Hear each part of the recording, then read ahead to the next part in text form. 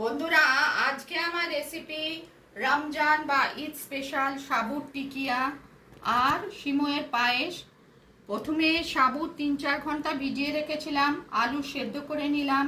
তারপর আলু আর সাবুত সঙ্গে নুন, হলুদ, কাশ্মীরি মির্চ, জিরে গুঁড়ো, শাহি গরম মশলা, বাদাম গুঁড়িয়ে রেখেছিলাম, কাঁচা লঙ্কা, নুন দিয়ে একসঙ্গে টিকিয়ার আকারে গড়ে রিফাইন অয়েলে শ্যালো ফ্রাই করলাম।